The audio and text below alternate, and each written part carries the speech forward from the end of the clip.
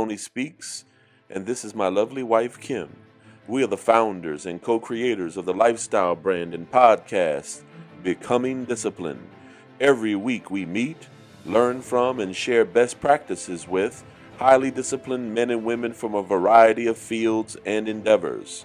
Follow us on our journey. Tyler Lockhart is a Caroline High School Cavaliers quarterback coach. In 2017-2018, he was in the state semifinal with Blessed Sacrament Huguenot Catholic School. He was invited in 2018 to the United States football team training camp. He was the Caroline Cavs 14U quarterback coach in the 2018-2019 season and the 12U assistant head coach / offensive coordinator for 2019-2020.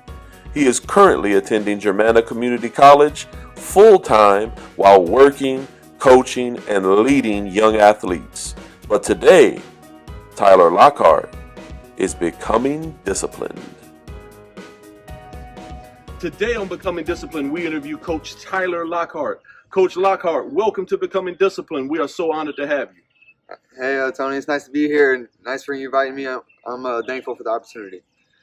Coach Lockhart, before you educate us and share your current status, I think it's good for my audience to be aware of your context, the beginning of your story. Where did you grow up?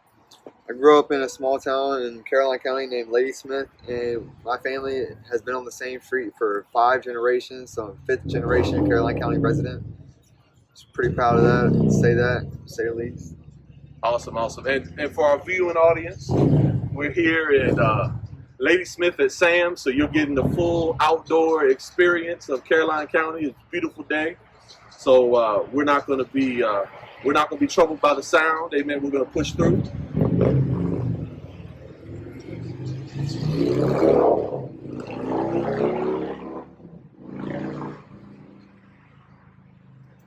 Now, when you were a small child, Coach Lockhart, who was that special someone who inspired you with their level of discipline?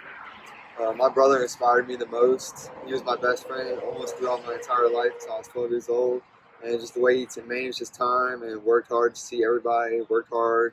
Even if he worked double shift, even if he worked 8 hours, 2 hours, he still made time for the people he loves, still made time to hang out with people and just spend time with just people because you never know what's going to happen. That's awesome. Now, at what age did you, Tyler, fall in love with football?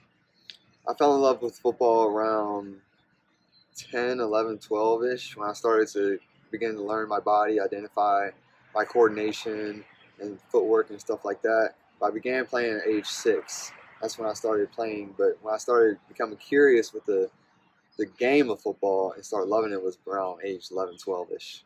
That's awesome. Now, when did you fall in love with the quarterback position, though? Around the same age, 11, 12-ish, because when I was 6, I was really playing any position that the team needed me.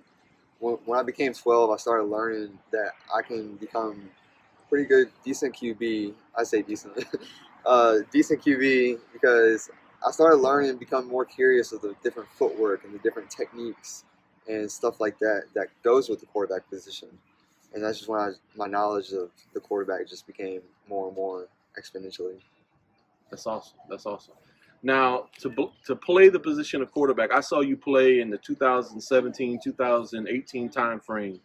To play the position of quarterback, how many plays did you have to memorize at that time? If I had to guesstimate, around 20.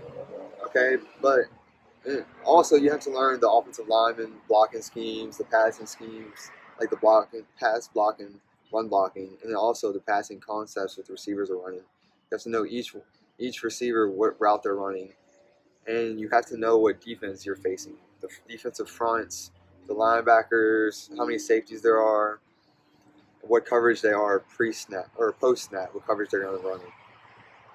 Cool. Now, what makes a great pre-snap quarterback? Like I just talked about it, the safeties. You have to know everywhere they are. The linebackers, you have to know the depth.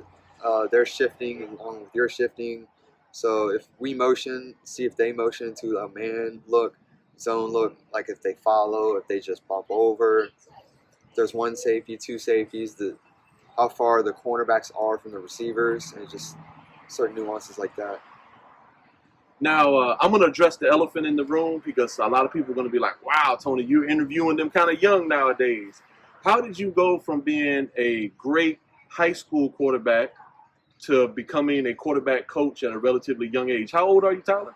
I'm 20 years old. I just turned 20 April 6th. Awesome, awesome. Now, how did that evolution take place? How did you go from being a high school quarterback to being a quarterback coach at such a young age? Well, yes, sir. My senior year of high school, I worked with Coach Allison with Carolina High School, played quarterback for him, and while also coaching the quarterbacks for the 14U Carolina Cavs and with Jason Boyd. And during that little bit of a journey, I realized I actually want to go into coaching.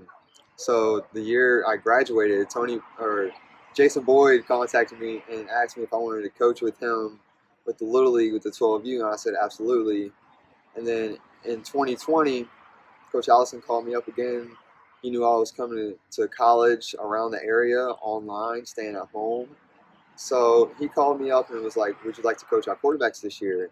And I just said absolutely yes, sure, would love it, love to get on board. And after that, everything just took off from there. Now, what pros and cons are there to being a young quarterback coach? Because on one hand, I'm assuming you can relate to the kids a whole lot better, but on the other hand, you don't have that gray in your hair to be that authority figure. So how is that ironed out for you, and how do those pros and cons work in actuality?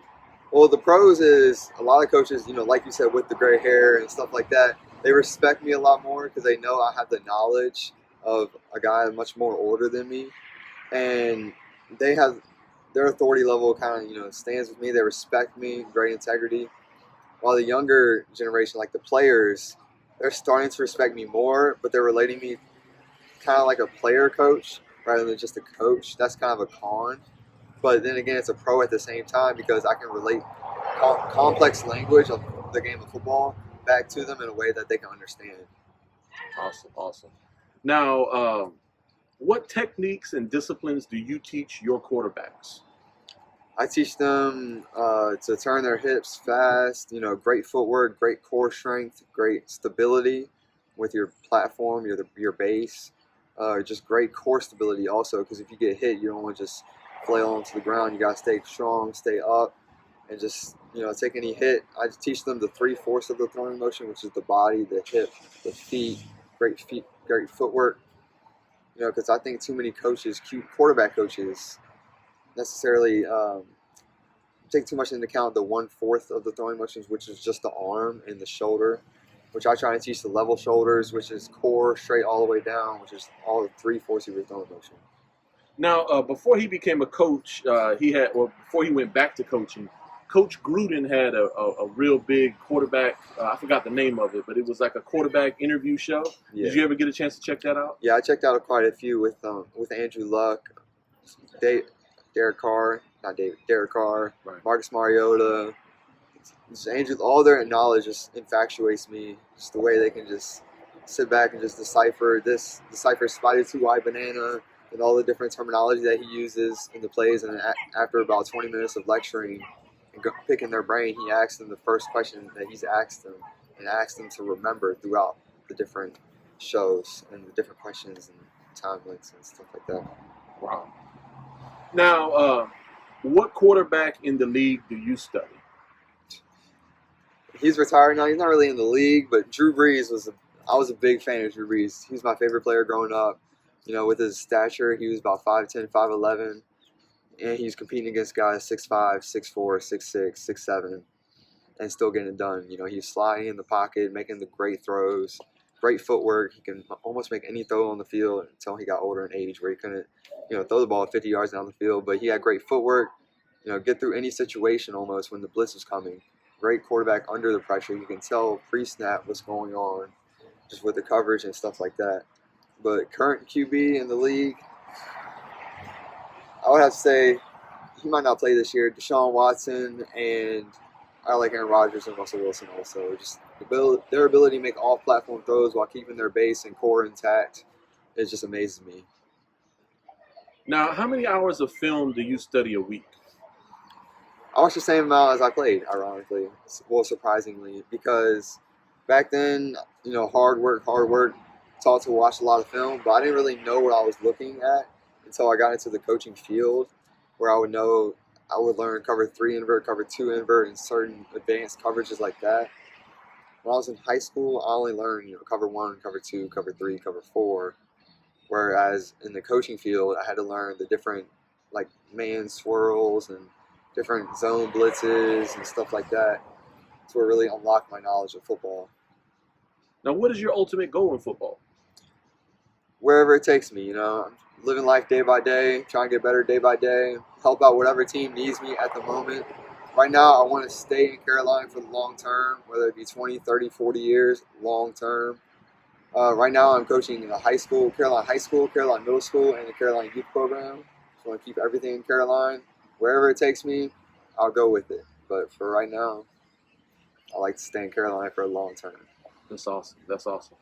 Now, what is one play that would define your football career? Is there a play that makes you reminisce and it's a good metaphor for your time playing the game? I wouldn't really say it's one play. I would say one game or two. That's probably more like 2, because when I was 12 years old, a tragedy happened in my family on like a Wednesday. I had to go to practice that afternoon. I had to go to practice that Tuesday and Friday, and then I had to play that week Saturday. So about 3 days later, after the tragedy happened, I played a game, and at that moment we were winless.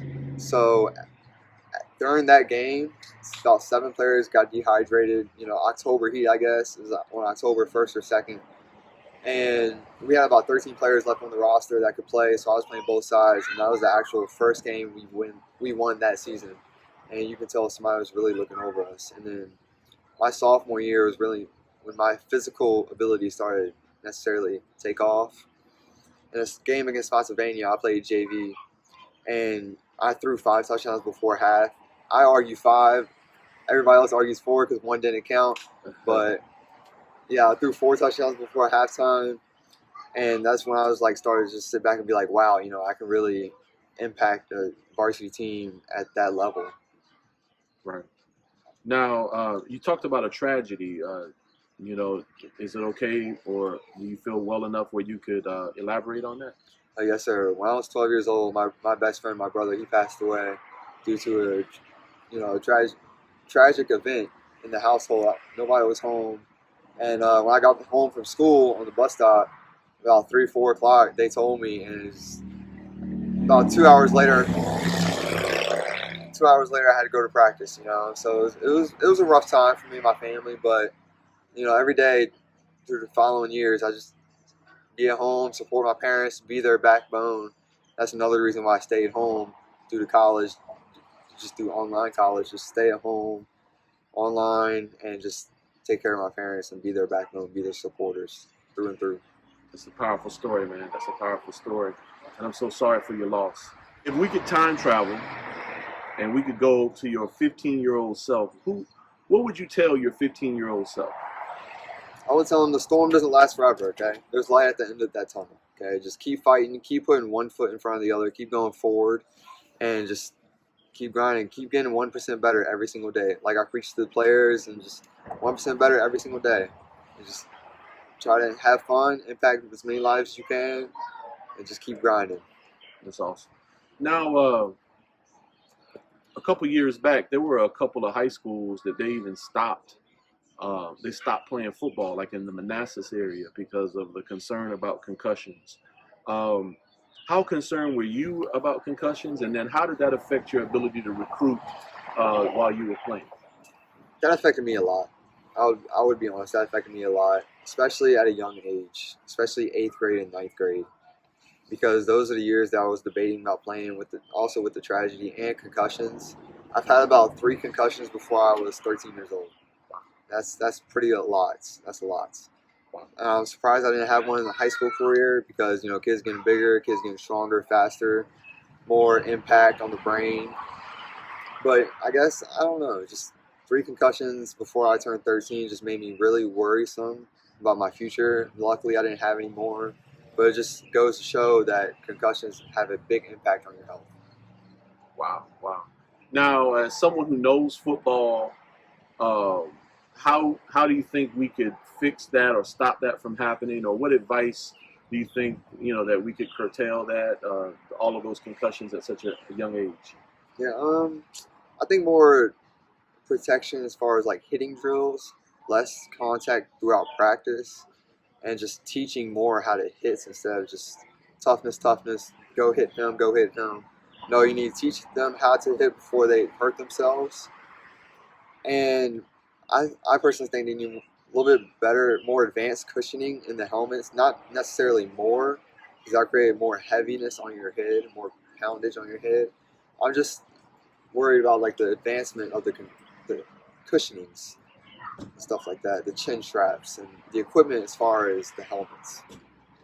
Now, what role has Coach Allison played in your life, and how has he been different from other coaches that have coached you? He has certainly showed me that there's no substitute for hard work. Okay, the preparation that he puts into the game, I didn't really appreciate when I was playing, but when I started coaching, I started to appreciate how many hours he puts in outside of practice, outside of school. He puts in, I might be wrong, but I don't want to put a number on it, probably about 70 to 80 hours a week, just as far as preparing for the game and doing his job as far as teaching and weightlifting, and then practice, all that wrapped in one is probably about 70 to 80 hours a week.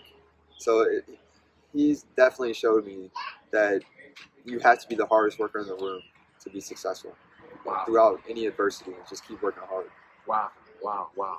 Now, I noticed when I'm not a football, I'm not that knowledgeable in football. I'm more knowledgeable in basketball.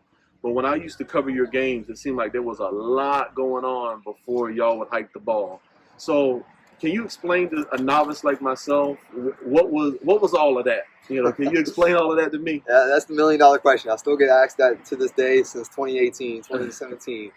So when we did that, we would shift the entire line back and forth and the entire formation back and forth, necessarily to get the weak side linebacker, weak side defensive end, and necessarily their weak side safety, whether it be drop, free, strong safety, to flip sides of the field. And our goal was to us to flip faster before they flipped. So when we snapped the ball, they were already out of place, and we already won the pre-snap alignment leverage battle. And then the motioning, we just try to see if they were running man coverage, zone coverage, their linebackers bumped over, if their linebackers trail all the way across the field, and just certain stuff like that, certain situations, certain nuances to see what the defense coaches had brought up on their scheme. It's just stuff like that. That's cool. Now, in hindsight, was all of that extracurricular pre-hike activity, was it worth it, or would you do it the same way, or what are your thoughts?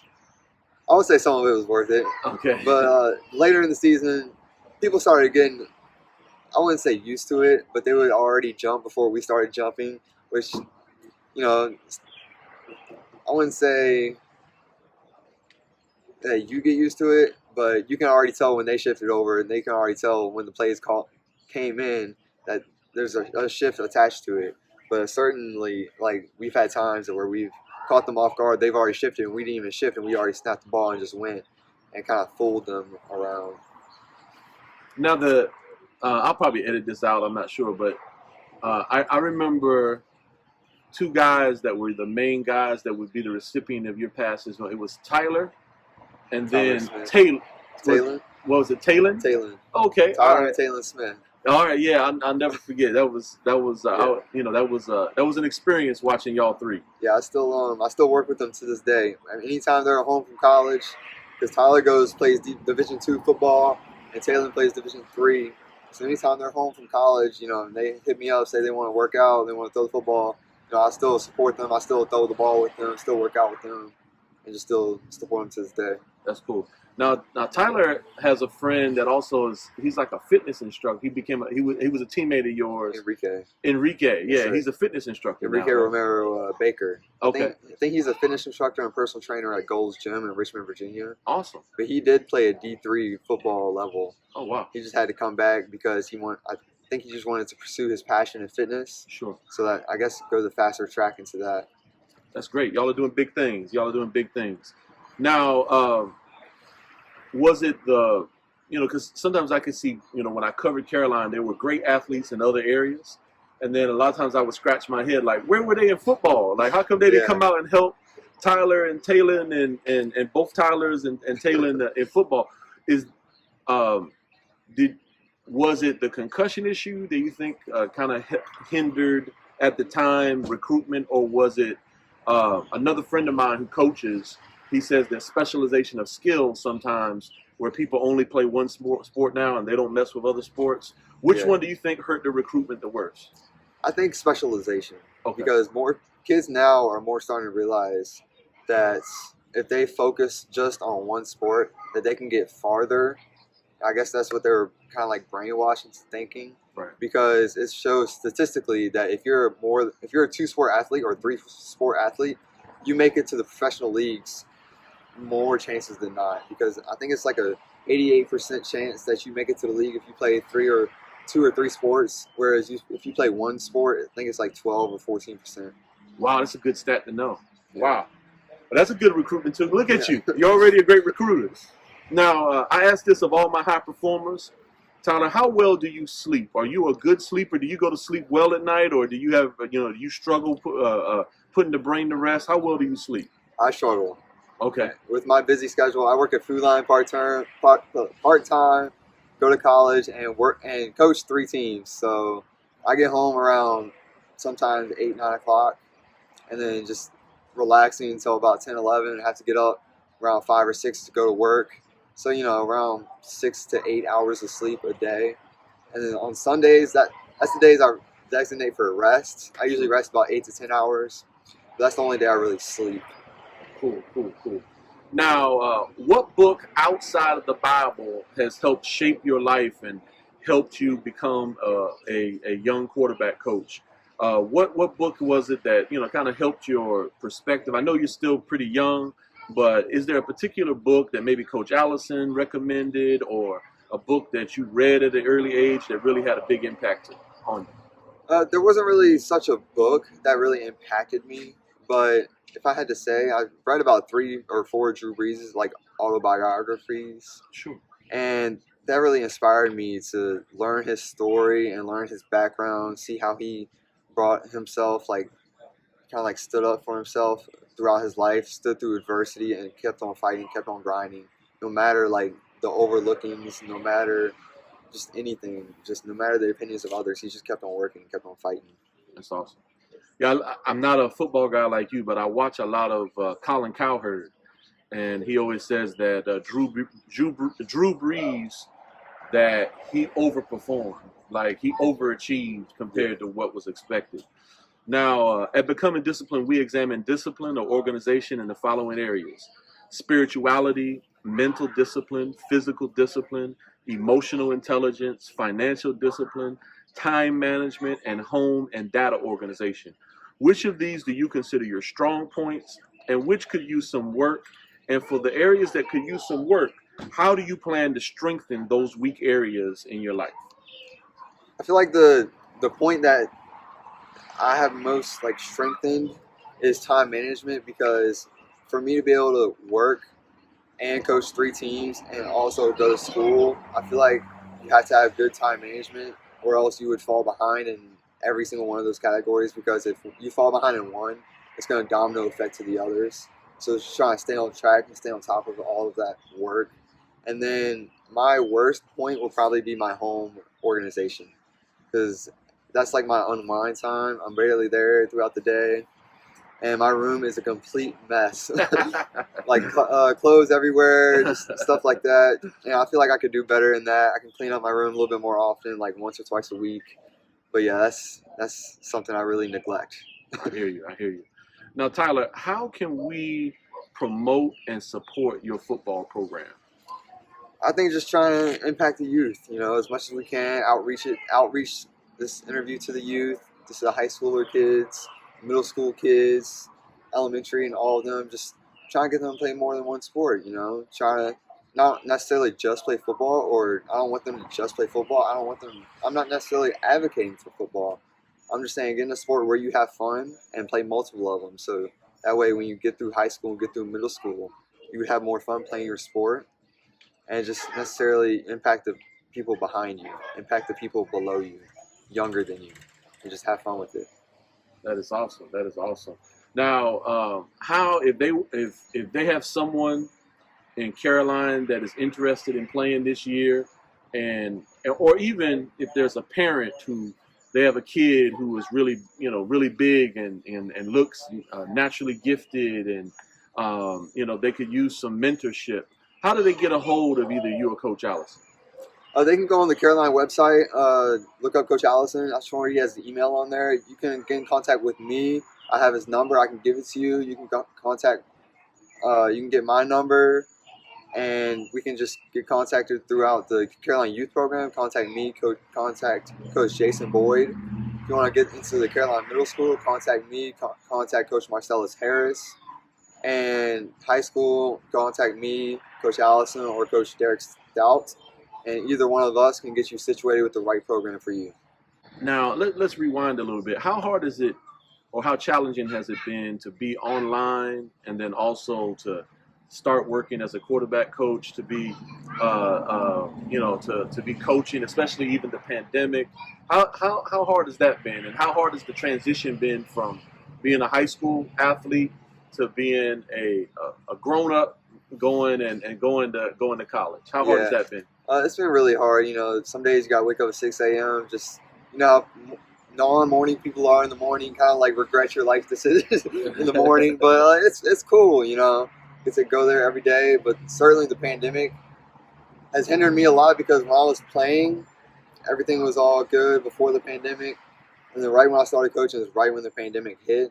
So it kind of like I had to alter a lot of things that I knew before, and transition into like online Zoom meetings, and just figure out how to teach them from a spatial distance, like 6 feet away, without having to demonstrate what I do, and just verbally explain to them how to do things and stuff like that, different techniques to stress and just stuff like that. That's awesome. That's awesome. Now, Coach Lockhart, we can't thank you enough for coming on. You didn't have to do this. You didn't need to do this. We truly appreciate it. You have the last word. Do you have any closing thoughts for our audience in their pursuit of discipline? Yes, sir. First of all, I just want to thank a few people. Thank Coach Allison for bringing me back to Caroline High School. Thank you, Coach Stout, for expanding my X's and O's. Thank you, Coach Lineman. Thank you, Jason Boyd, for getting me started throughout the entire process. Thank you, Marcellus Harris. Thank you, Corey Coates, everybody, for just believing in me. And thank you, Mr.